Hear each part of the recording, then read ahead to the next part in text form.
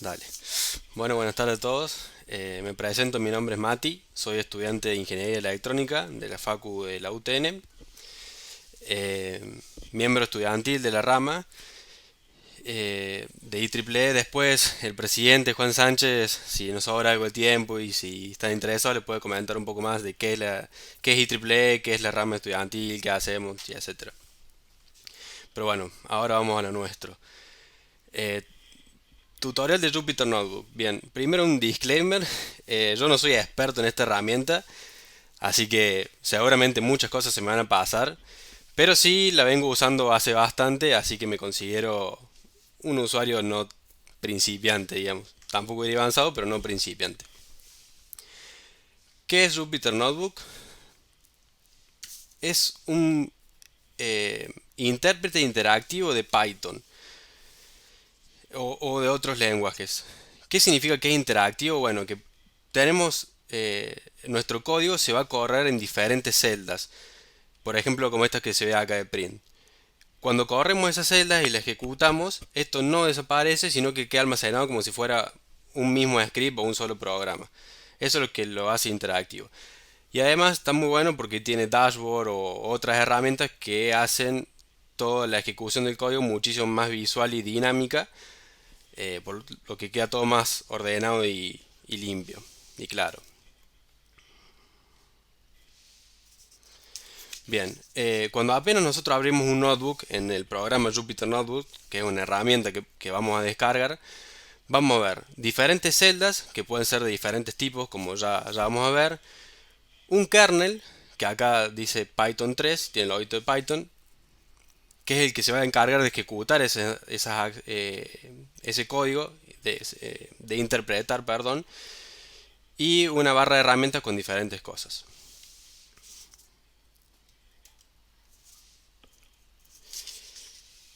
Bien.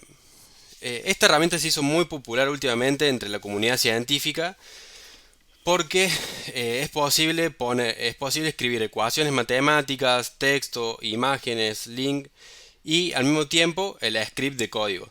Entonces podemos tener en un mismo documento toda la documentación científica y el código que lleva eso. Entonces esto hace los resultados más reproducibles y más fácil de intercambiar. Entonces por esto en GitHub o en un montón de ese tipo de repositorios van a ver estos documentos que uno si lo quiere correr una investigación científica, por ejemplo, se baja el documento, lee, entiende y ahí mismo aprieta ejecutar ese código y va viendo los resultados. Para instalarlo, ahora lo vamos a hacer en vivo, para instalarlo en Linux se puede de un montón de formas.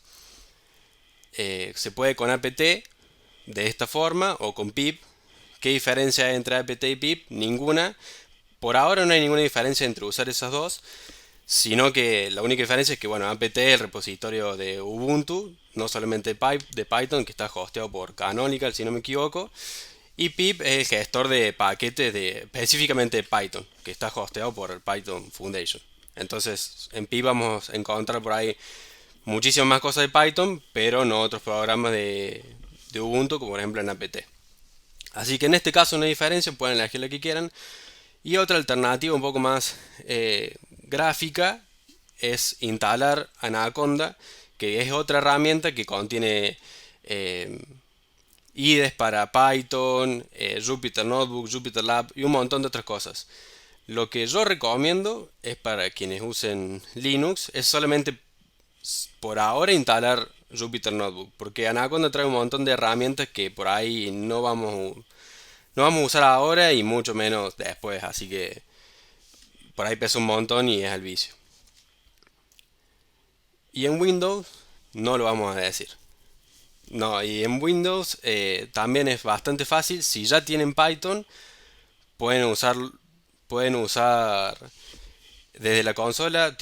Escriben este comando pip3 install notebook y se les va a instalar Jupyter Notebook o pip solo sin el 3, depende de lo que tengan. Y en caso que usen Windows, ahora sí les recomiendo descargar esta herramienta Anaconda, que le va a hacer mucho más fácil todo. Todo lo que vamos a hacer de ahora en adelante en Windows usando Anaconda es muchísimo más fácil. Bien, Lo que sí les quería comentar es que si quieren ir probando algunas cosas que vamos a ver ahora en esta charla, no hace falta que se pongan a instalarlo en Windows, en Linux, con esos comandos que les mostramos, sino que pueden entrar acá y ahí mismo ponen Jupyter Notebook y les va a abrir un cuaderno. No todas las cosas que vamos a ver en esta charla se pueden hacer ahí, pero la mayoría.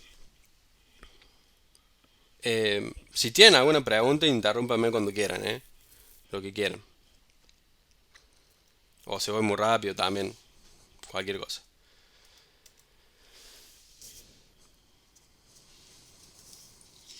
Bien, vamos ahora a abrir. Yo ya tengo todo instalado el Jupyter Notebook y se puede abrir de varias formas. Todo esto va a ser en Linux, en Ubuntu. Se puede abrir si tienen escritorio, se puede abrir desde el icono de la aplicación de escritorio o se puede abrir desde la terminal. Desde la terminal escriben Jupyter. Ahí, se ve muy chico, ¿no? Ahí, ahí va. Sí. Ahí se ve mejor. De una. Simplemente escribimos Jupyter Notebook. Nos va a decir que entremos a este link. Y ahí se nos abrió. Esto sería Jupyter Notebook. Acá tenemos todas las carpetas desde donde lanzamos ese Jupyter Notebook. Yo lancé de Home, entonces puedo ver todas estas carpetas. Elegimos donde querramos que se nos guarde nuestro nuevo cuaderno Notebook. New, y acá tenemos varias opciones. Una terminal, un archivo de texto o un notebook y podemos elegir el kernel. Por ahora seguramente si están probando van a tener Python 3, así que vamos a elegir ese, después vamos a ver de qué es esto de los kernel, cómo crear nuevos, etcétera. Elegimos Python 3 y esto es lo que vamos a ver. Esto que se ve en verdecita es lo que le comentaba que es una celda. Hay tres tipos de celda, una celda de código, una celda de Markdown y una celda de texto crudo. Markdown ya lo vamos a ver también en un ratito, pero por ahora quédense con que es un lenguaje de etiquetado, o de marcado en realidad, parecido a lo que es HTML, pero 10 millones de veces más fáciles y que también lo interpretan los navegadores. Así que está buenísimo para hacer documentación o capaz que lo han visto muchas veces en los readme de GitHub, ahí se usa todo eso. Entonces bueno, si hacemos escape, tenemos acceso a los atajos de Jupyter Notebook.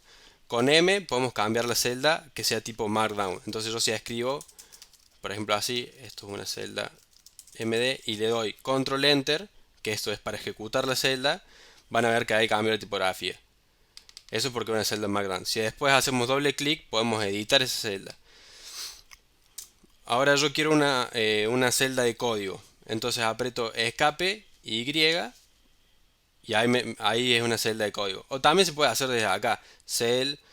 Eh, insert, cell, donde quieran. Y pueden elegir el tipo de acá. Code, Markdown o Raw, lo que ustedes quieran. Entonces, por ejemplo, como una celda de código, podemos poner print hola mundo. La ejecutamos con esto o con control enter. Sí, ahí aumenta el zoom. Ahí va mejor. Yes. Una celda Markdown es eso, es una celda que al ejecutarse se va a interpretar un lenguaje de marcado que se llama Markdown. La diferencia entre una celda de Python y una celda de Markdown es que la celda de Python va a ejecutar código Python, la celda de Markdown se va a renderizar lo que vos escribiste en Markdown, digamos, que es parecido a HTML. Y la diferencia entre esas dos con la celda de texto crudo es que el texto va a quedar texto. Ahí le muestro un ejemplo. Esta es la celda de Python. Si la ejecutamos, yo lo voy a hacer con control más enter, me muestra la salida que hace ese código. Ahora, este título, estos son sintaxis de Markdown, que ya lo vamos a ver, pero no es nada raro. Título, ítem 1, esto es una celda de Markdown, ahí está, ahora en la celda de Markdown, y si la ejecuto, es diferente. De hecho, podemos hacer esto. es una celda de Markdown que tiene código en Python. Pero al ser una celda de Markdown, si yo le ejecuto, no me va a ejecutar el código, sino simplemente me va a organizar las cosas como le dice Markdown que lo haga y imprimir las cosas como dice Markdown que lo haga.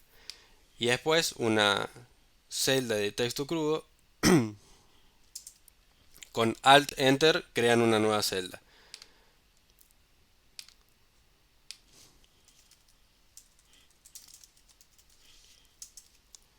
Ven, ahí ejecuté la celda de texto crudo y a diferencia de la celda de Markdown quedó el texto sin renderizarse, digamos.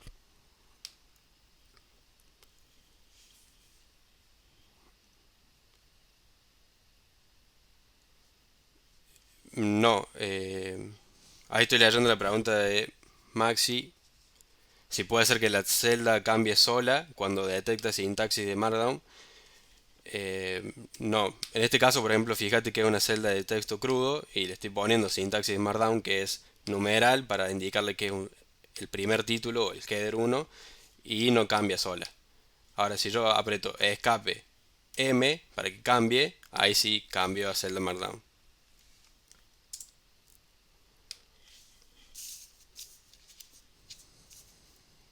Bien, ¿alguna otra pregunta? Bien, ya vamos a ver un poquito más de sintaxis Markdown para darle más provecho en los notebooks a eso, que está buenísimo. Pero por ahora solamente estamos introduciéndonos en la herramienta. Bien, volvemos acá.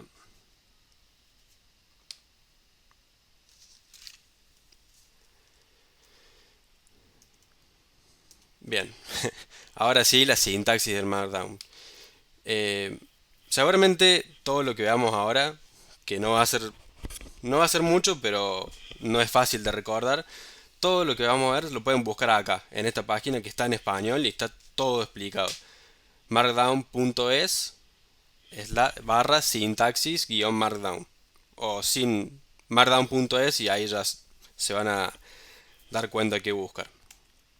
Vamos a jugar un poco con Markdown.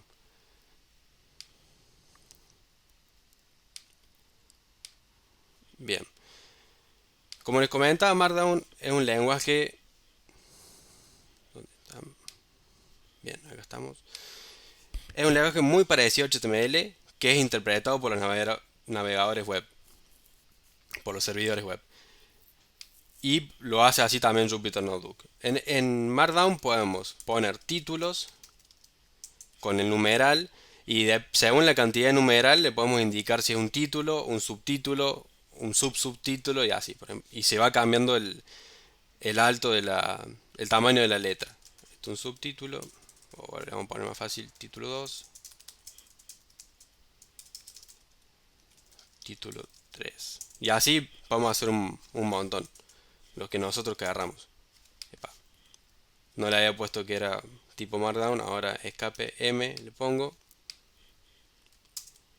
Y ahí si la ejecuto me muestra eso. También los títulos tengo entendido que pueden ser como un subrayado.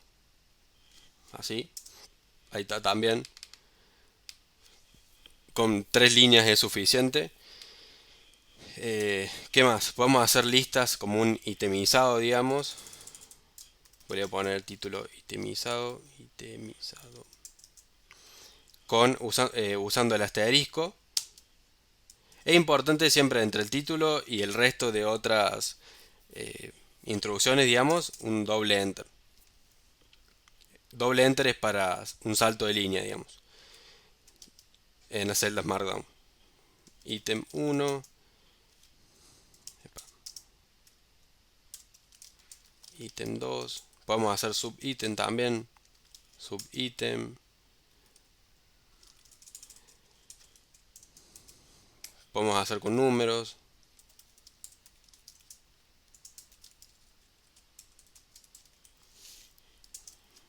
Y así queda. Bueno, lo de números parece que no funciona. Ahí va. Podemos también agregar imágenes, que eso está buenísimo para los documentos de README, de repositorios o también de scripting que hagan.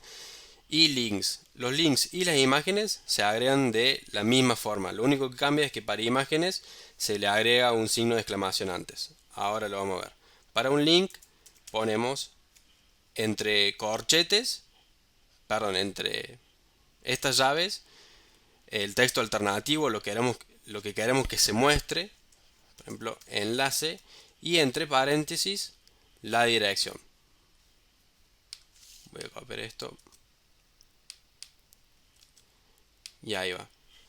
Si le damos a ejecutar, solamente vamos a ver el enlace y si hacemos clic nos va a llevar obviamente al enlace que pusimos. Y como les comentaba, para imágenes, si es una imagen que está, digamos, en la web, tiene que ser una imagen pública, obviamente. Y si es una imagen que nosotros tenemos en nuestro directorio, por ejemplo, yo tengo una imagen acá, le vamos a poner el par relativo. Par relativo o absoluto. Imagen en dir.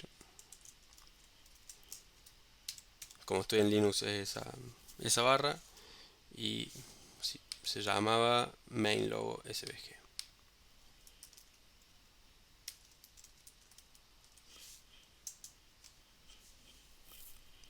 Y ahí quedó.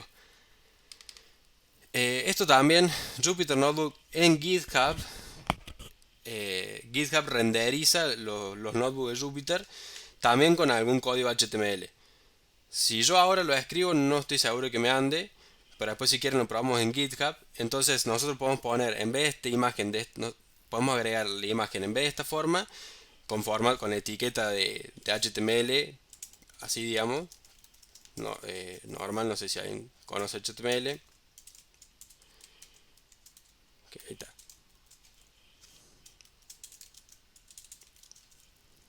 La podemos agregar así y en GitHub también se van a mostrar. ¿Y qué ventajas tiene esto? Bueno, que en HTML podemos jugar un poco más con la altura, con la posición, etcétera. Le podemos agregar un link también a la imagen y un montón de otras cosas. Pero por ahora, trabajando en nuestro notebook local, digamos, vamos a usar esto.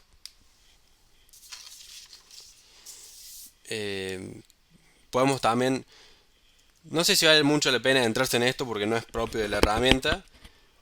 Pero bueno, sí me parece interesante que vean todo lo que se puede hacer con Markdown, porque en el mismo código pueden documentar todo lo que quieran de la forma que quieran.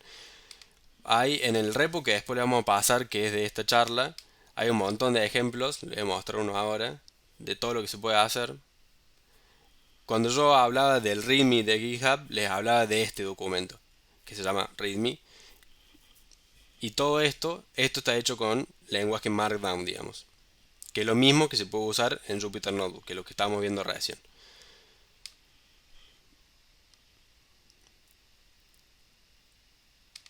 Por ejemplo, este README tiene imágenes,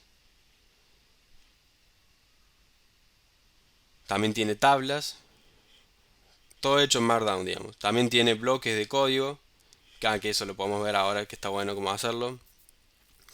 Tiene GIF incluso, no solamente son imágenes estáticas, también puede ser GIF. Y bueno, hay millones de cosas que se puede agregar en README. Para agregar código, bien, hay varias formas para agregar código.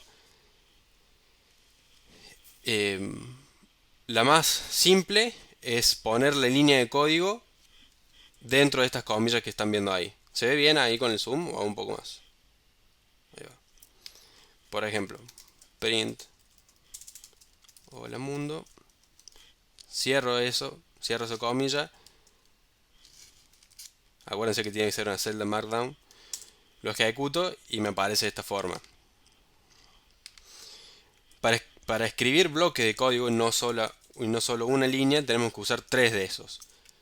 Entre tres llavecitas va a ir todo el bloque de código. Por ejemplo, print hola mundo.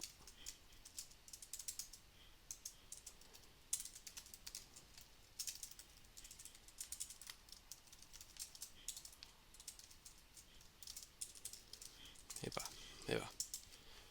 Y ahí se nos imprimió el bloque de código. Y si nosotros queremos decir,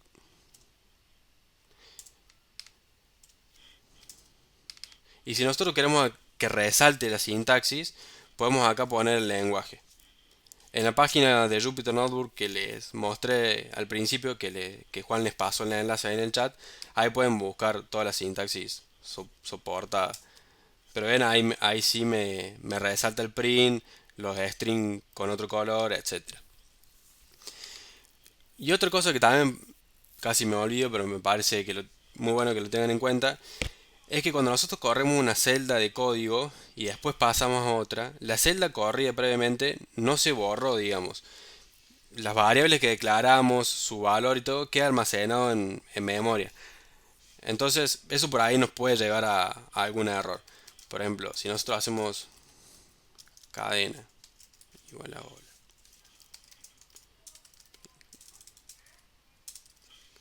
ejecutamos esa celda, si pasamos a otra celda, por más que corramos después una celda markdown, lo que sea, acá, si yo pongo print cadena, va a ser un hola. Es el mismo valor que tenía antes, digamos. No es que se va a ver borrado porque nos cambiamos de celda. Y ahí va. Bien. Lo que también, y también quiero que quede claro que no se puede, digamos, una celda va a ser de un único tipo y cuando nosotros la ejecutemos va a ejecutar se va a ejecutar de esa forma.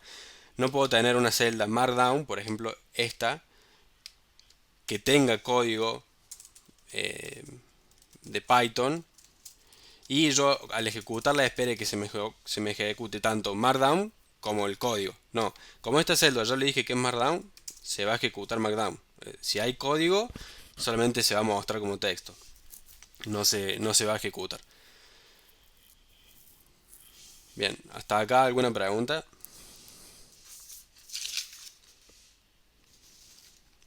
Perfecto. Seguimos entonces. Bueno, antes de aclarar una cosa, yo estoy usando Python ahora porque me parece un lenguaje que pueden llegar a entender todos los participantes, pero como les mencioné en un principio, hay un montón de kernels. Hay kernels para C, para C++, para Octave, para MATLAB, para Maxima, ya lo vamos a ver un poco más qué son los kernels, pero eso significa que nosotros acá podemos, en las celdas de código podemos poner el código que en el lenguaje casi que querramos. Obviamente que si escribimos en C, no es que el kernel ejecute ese C puro, sino es que como el kernel es un intérprete, no va a estar interpretando C, pero básicamente no vamos a notar diferencia. Lo que esté pasando atrás no nos importa, y de hecho tampoco yo lo entiendo, pero bueno, la cuestión es que podemos escribir en hacerle códigos en C, por ejemplo, o en cualquier otro lenguaje no interpretado sino compilado, y va a andar.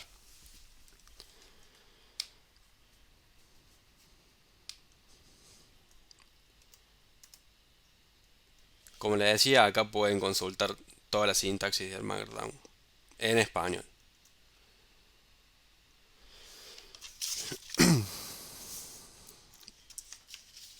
Bien, ahora pasamos a los kernels.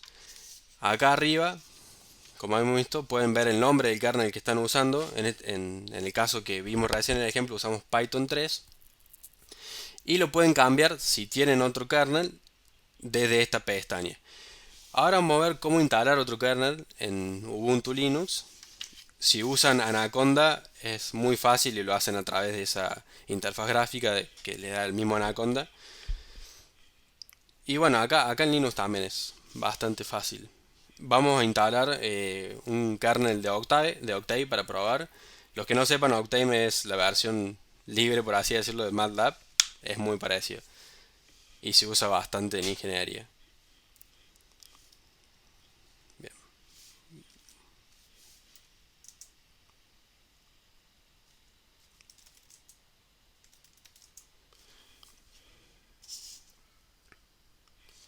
Para instalar, para instalar estos kernels de Jupyter Notebook, ahora sí les recomiendo usar pip y no apt, que también se puede hacer, pero les recomiendo usar pip por los que antes mencionaba. En pip seguro que algún paquete de Python no va a faltar, digamos. En cambio en apt puede ser que falte o puede ser que no esté en todas las versiones. Y además lo que tiene bueno pip, que lo vamos a usar dentro de un ratito, es que con pip podemos instalar paquetes de Python o mismos intérpretes de Python dentro de un entorno virtual y no de todo y no dentro o bajo del todo el sistema operativo. Que eso ya lo vamos a ver un ratito, está bastante bueno. Entonces bueno, para instalarlo simplemente pip install. eh, en la página de Jupyter Notebook pueden ver de jupyter.org, pueden ver todos los kernels que hay y ahí mismo le dicen las instrucciones para instalarlo. Este kernel de Octave se llama Octave kernel, si no me equivoco, y le damos enter.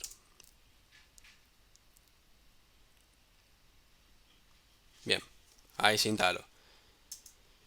Entonces ahora cierro el que tenía abierto, vuelvo a abrir Jupyter Notebook, que yo ahora lo abro con un atajo, pero se abre como siempre, digamos, como ustedes prefieran. Si ven desde el icono, de la terminal, si quieren desde de la terminal, etcétera. Eh,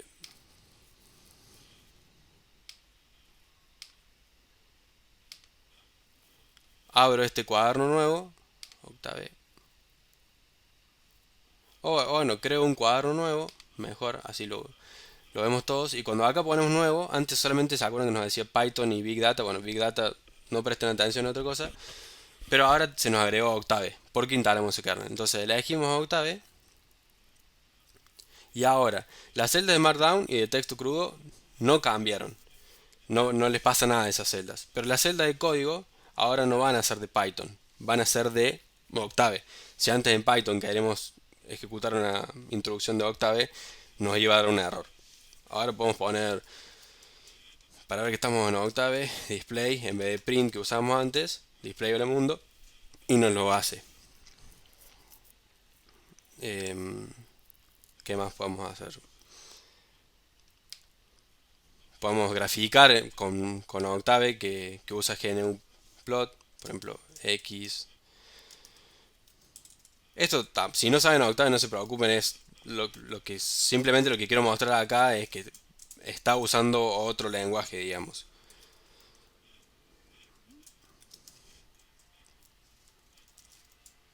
No sé qué irá a imprimir acá, pero bueno.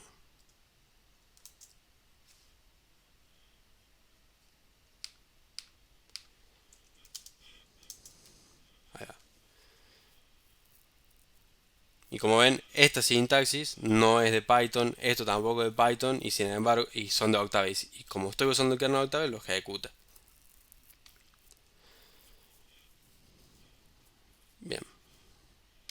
¿Alguna pregunta? ¿Cómo instalar un kernel?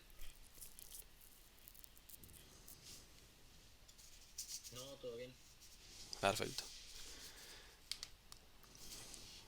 Bien, no me quiero olvidar nada.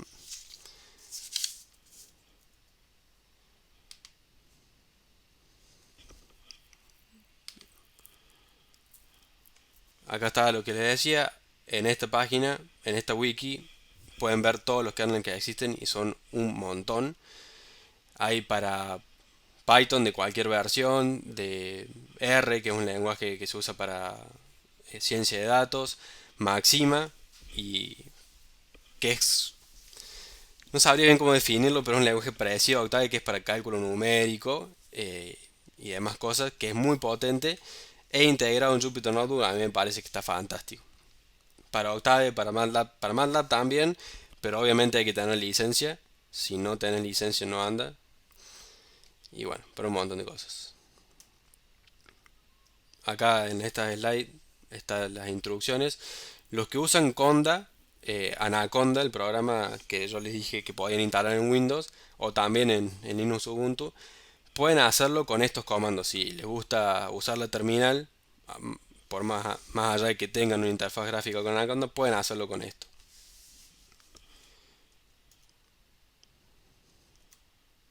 Bien, ahora vamos a hablar de algo que no es tan de la herramienta Jupyter Notebook, pero sí que me parece muy útil y muy bueno y que después lo vamos a integrar con la herramienta.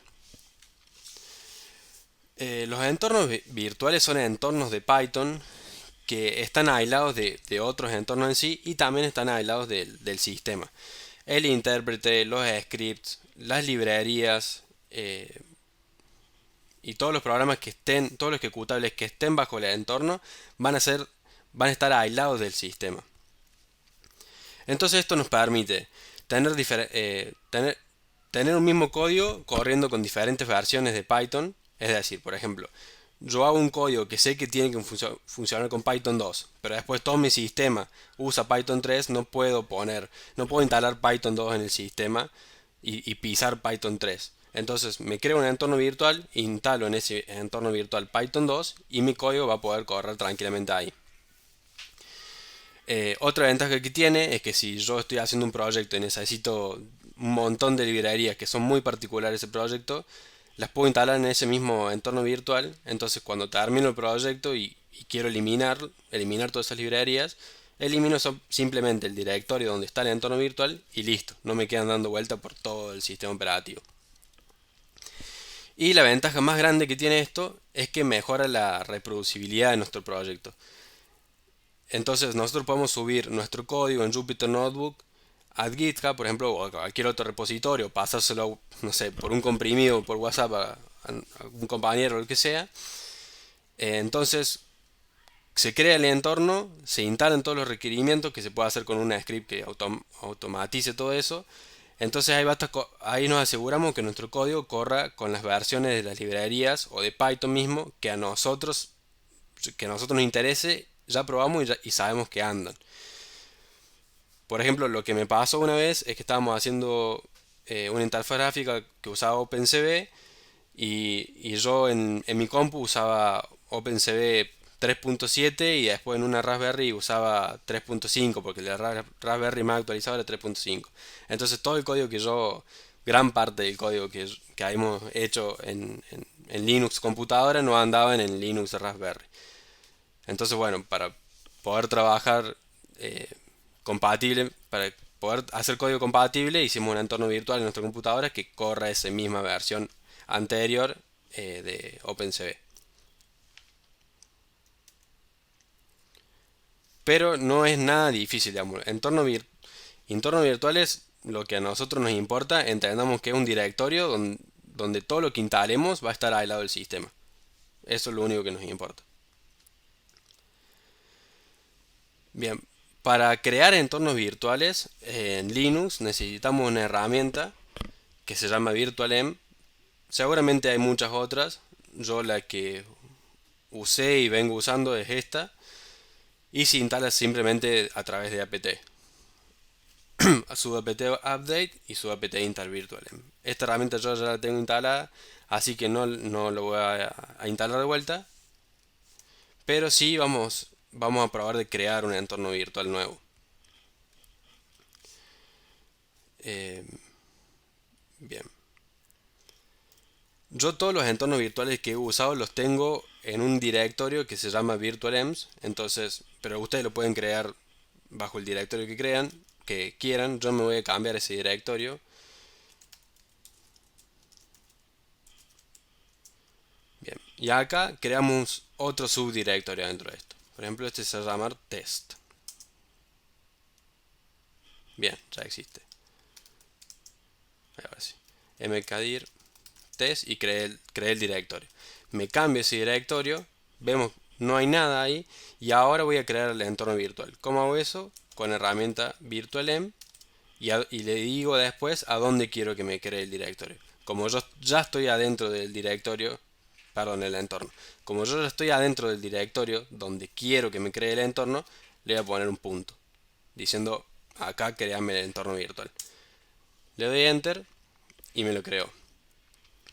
Ahora, para activar el entorno virtual y para que todo lo que instalemos se instale dentro de eso, primero hay que lanzar este comando, source bin activate. Esto lo que va a hacer va a ejecutar todas las instrucciones que tiene el archivo este activate dentro del bin, que al crear el entorno virtual se nos creó acá adentro.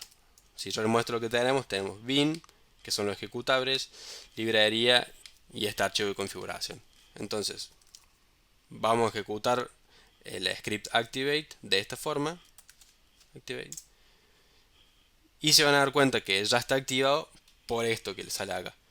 En las terminales de Ubuntu le va a salir el nombre del entorno virtual antes del path cuando esté activado.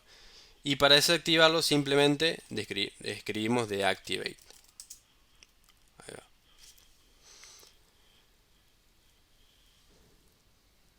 Bien, para que entiendan un poco mejor la idea de estos entornos virtuales, podemos hacer un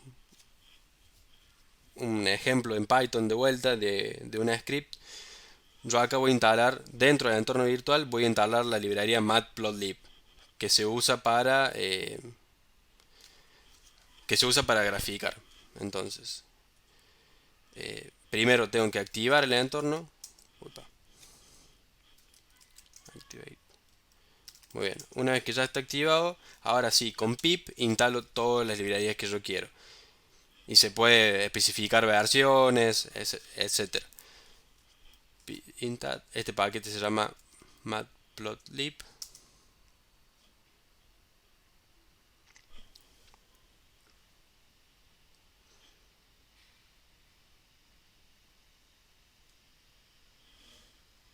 Bien, ahí se terminó de instalar. Esto es... Voy a copiar un archivito de Python que ya tenía para no tener que escribirlo todo.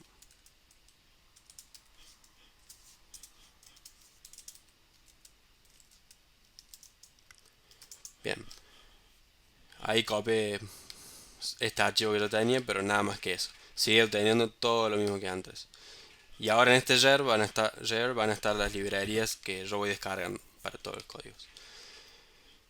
Bien.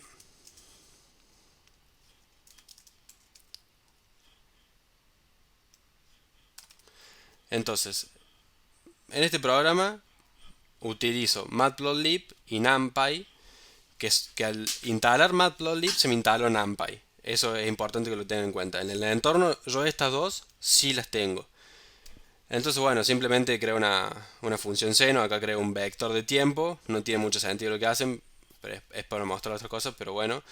Acá creo un vector de tiempo y acá creo la señal seno. Y acá con esta instrucción de matplotlib pyplot, ploteo y muestro. Si yo ejecuto esto, estoy con el entorno activado, me va a dar todo bien. Ahora, ¿qué pasa si yo quiero importar una librería que no tengo? Sí tengo en mi sistema, porque en mi computadora yo sí tengo OpenCV, esto es OpenCV, pero en este entorno todavía no la instalé. Como vieron recién, solamente instalé esta, que además por requisito instalo esta, pero esta no la instalo. Entonces yo si ejecuto esto, me va a decir que no encontró ningún módulo que se llame así. Ahora, si yo instalo ese módulo, siempre con el entorno activado, pip install este módulo, si no me equivoco, se llama OpenCV Python. Sí. Ahora lo estoy instalando y voy a ejecutar. Voy a ejecutar el código y ya van a... Si bien no la uso esta librería, van a ver que ya ahora no me va a dar más error. Ahí se ejecutó el código perfectamente. Bien.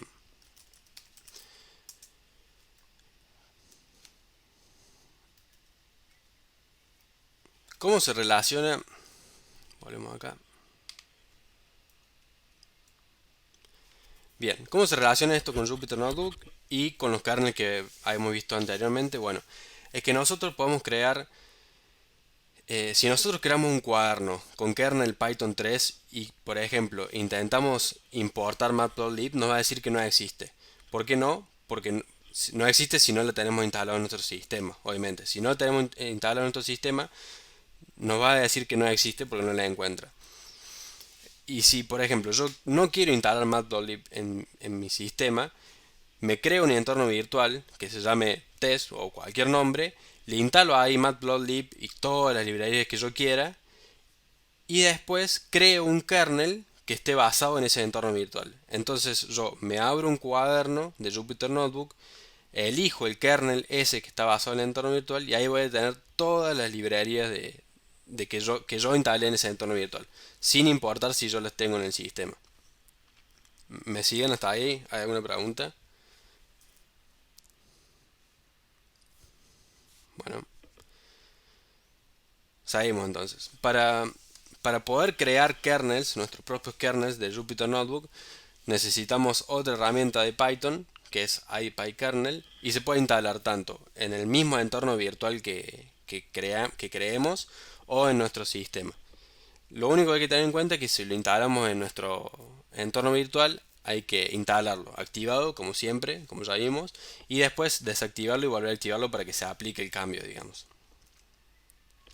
Simplemente como todos los otros paquetes de Python en en nuestro entorno virtual, instalamos con pip y después con esta segunda instrucción vamos a crear el entorno.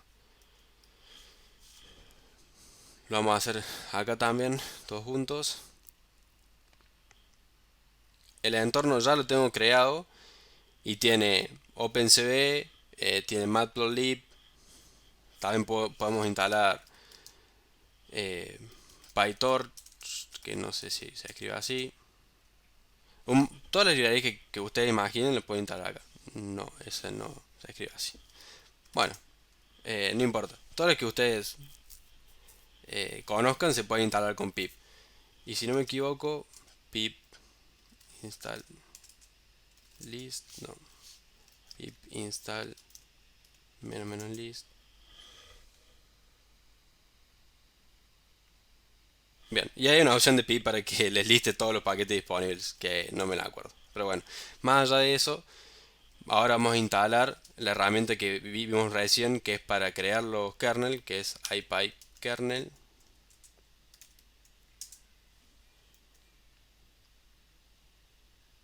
Bien, este ya lo tenía instalado. Y ahora vamos a crear el kernel, que es una buena práctica darle el mismo nombre que tiene el directorio, pero no es necesario. Bien.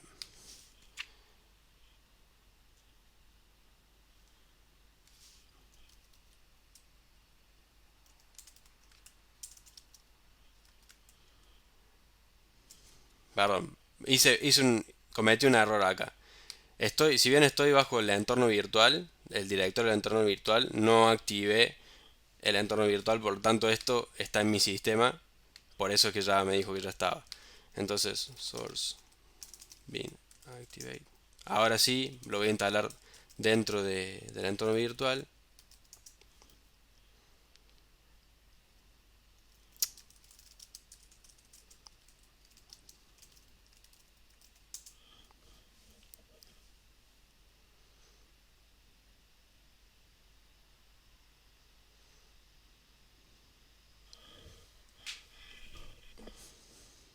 Bien, ahí instalé esa herramienta y ahora siguiendo las instrucciones que estaban acá, hay Python kernel install --user --name y el nombre que yo quiero.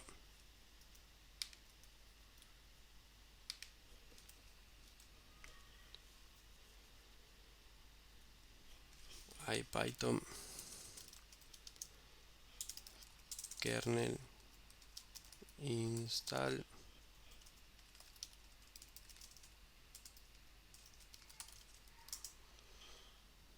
Bien, y ahí me dice kernel instalado. Si yo quiero listar todos los kernels que yo ya instalé, no de este entorno virtual, sino que tiene Jupyter Notebook, todos los kernels de Jupyter Notebook, podemos hacer Jupyter kernel spec eh, list, si no me equivoco. Sí, bien. Jupyter kernel spec list. Y ahí podemos ver todos los kernels que tenemos instalados. Octave, que es el que recién instalamos nosotros. Y test, que es el que acabamos de crear. Ahora, si nosotros abrimos Jupyter Notebook y creamos un nuevo cuaderno, temp new, Ahora ven que podemos elegir también test, el nuevo kernel creado a partir de nuestro propio entorno virtual.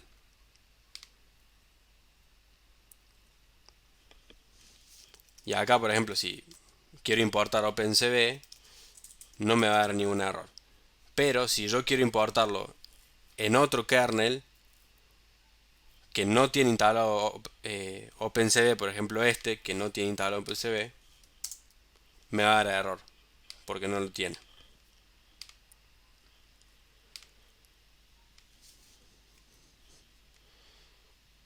Bien, ¿alguna pregunta hasta acá? Ok. Bueno, y ya estaríamos terminando la charla. Lo que sigue después de entornos virtuales, que tampoco no está tan ligado a Jupyter Notebook, yo diría que de Jupyter Notebook ya tienen más que suficiente para usar la herramienta y configurarla como ustedes quieran. Lo próximo que sigue es aprender un poco más de Python y las imágenes Docker, que son como los entornos, o Docker, que son como entornos virtuales, pero potenciados, por así decirlo. Es otra cosa, pero cumple con un poco el mismo objetivo, que es de hacer más reproducibles todos los códigos. Descargamos, instalamos con entornos virtuales, instalamos requerimientos, corremos y listo, los mismos requerimientos que nos dice el autor, y corremos. Y en Docker se pueden descargar lo que se llaman imágenes, que ya tiene todo el entorno, todo armado para que vos corras el código y listo, no te haga más falta nada, digamos. Pero bueno, eso será en futuras charlas. Estos son algunos enlaces útiles en el repositorio de la rama, que es github.com IEEE-FRC. Para los que no saben, GitHub es un host de repositorios. ¿Qué significa repositorio? Es carpetas, digamos. Es como un Google Drive, pero más orientado a lo que es software, sobre todo tecnología, digamos. Hay muchos proyectos ahí abiertos. Entonces pueden ver código, pueden ver páginas web, un montón de cosas. Nosotros tenemos un GitHub donde guardamos todas el material de las charlas que vamos dando, así que ahí pueden encontrar este material con las slides, más introducciones, todos los comandos que yo escribí en el terminal pueden encontrarlos en el README del repositorio de Jupyter Notebook Tutorial y un montón de cosas más. Ejemplos, como el ejemplo que le mostré al principio, y hay un montón de ejemplos de cuadernos con imágenes, GIF, con plots en Python. También hay ejemplos de README, si quieren ahora vamos a ver un poco más de eso. Markdown para la guía de sintaxis Markdown, la web de Jupyter Notebook y la web de PyPy, que es el repositorio que usa pip para descargar todos esos paquetes. Y bien, eso sería todo. Ahora les muestro rápido, si quieren, el repositorio de esta charla. Acá tienen todas las instrucciones de instalación para Linux y para Windows, también de las instrucciones de instalación de entornos virtuales y la creación de kernels. Todos los comandos los tienen ahí a mano. Tienen las slides también, ejemplos. Por ejemplo, un ejemplo, no sé en qué año están todos los participantes, la mayoría, pero cuando cursé robótica, la opcional de ingeniería electrónica de robótica, me fueron muy útiles estos notebooks, porque porque GitHub también a los notebooks, en los notebooks puede leer LaTeX, que es otro tema aparte, no me quiero meter mucho, pero LaTeX es un lenguaje para escribir documentos científicos y que podemos escribir ecuaciones muy bonitas. Entonces podemos hacer todo en el notebook, podemos hacer todo un desarrollo de expresiones, ecuaciones, texto, imágenes, explicando lo que queremos hacer y tener el código ahí mismo y queda todo muy prolijo, ordenado y más entendible. Este es el que le quería mostrar. Ahí tenemos imágenes, instrucciones de código, ecuaciones. Entonces queda muy práctico tenerlo así. Y bien, eso sería todo. Muchas gracias de vuelta. Juan, no sé si quieres agregar algo o cualquiera, si tiene alguna pregunta. Muy bien. Muy buena charla, la verdad que estuvo muy interesante. Yo no sabía usar tampoco todo esto, así que está muy bueno y está muy bien explicado. Bien.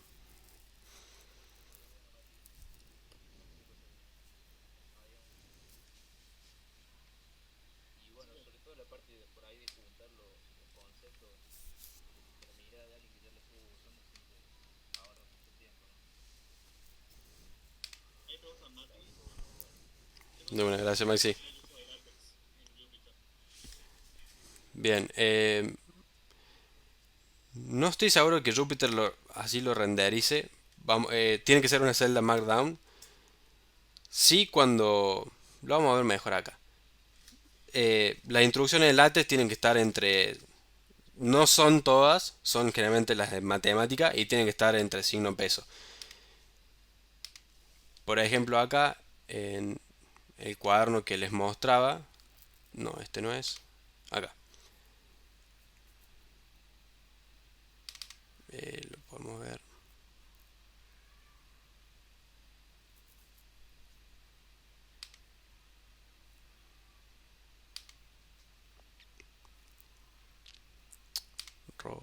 no, bueno, vamos a ver acá,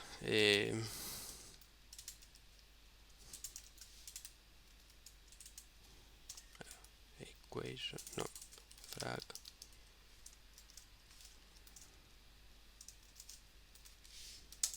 ahí va,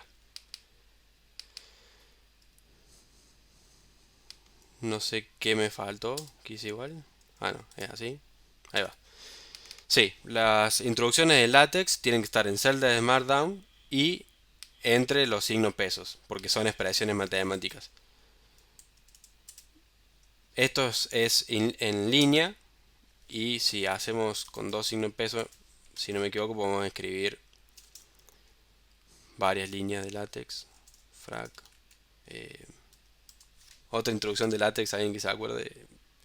Eh, eh,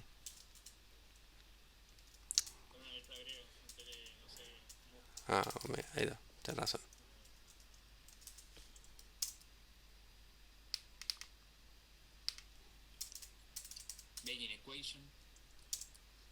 Ahí va. Esto es para látex, entonces. Otra pregunta más, Juan. No, no hay más preguntas.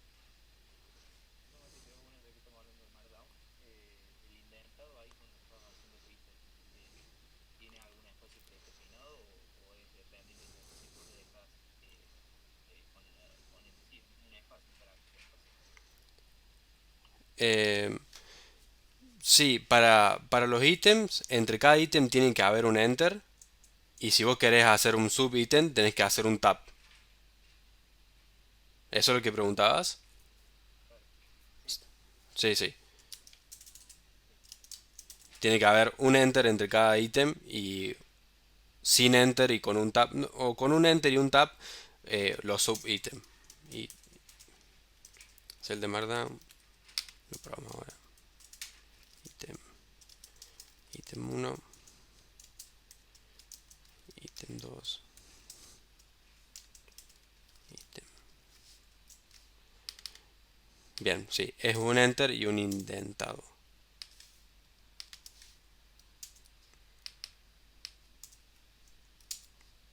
Es lo mismo. Entre cada ítem, y calculo que sin enter también te lo va a tomar. Sí. Pero creo que cuando vos vas a consultar la sintaxis, dice que entre cada ítem tengas un enter. Y bueno, esto sí después es indiferente. Puedo hacerlo así o con un enter de separado, pero sí para que sea un subítem tiene que tener un tab, sí o sí. Una Eh, pregunta, ¿se puede exportar a PDF? sí, eso también está buenísimo de la herramienta de Jupyter Notebook. Se puede importar a PDF. Lo pueden hacer de acá mismo. File, download as. Y acá le pueden poner PDF. Sí, acá está PDF. Y para eso necesitan instalar antes una herramienta, si no es que no la tienen, se pueden fijar, que se llama, si no me equivoco, NB Convert. Yo la verdad que nunca lo usé, eh, una vez intenté en mi máquina, no me funcionó muy bien. Pero seguramente si usan los cuadernos de la web de Jupyter.org, seguramente ahí lo van a poder hacer fácilmente. Ahí seguramente ahí nada se rompe. Pero sí, sí se puede. Y se ponen en Google cómo hacerlo, hay 10 millones de tutoriales.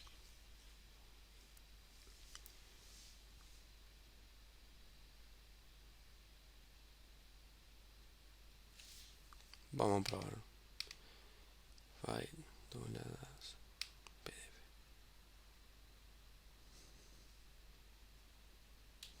Bien, sí. NB Convert es la herramienta que hay que instalar antes.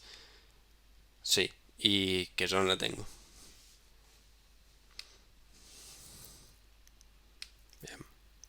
Bueno, cualquier otra pregunta pueden preguntar al mail de la rama que les llegó con el enlace o al mismo mail donde al mismo mail de quien les llegó el enlace, que son dos mails diferentes. A cualquiera de esos mails pueden preguntar o por Intran, por cualquier canal, eh, que no hay ningún problema. Vamos a contestar todas las que quieran. O ayuda a instalar herramientas, sobre todo si es en Linux, tampoco no tenemos ningún drama.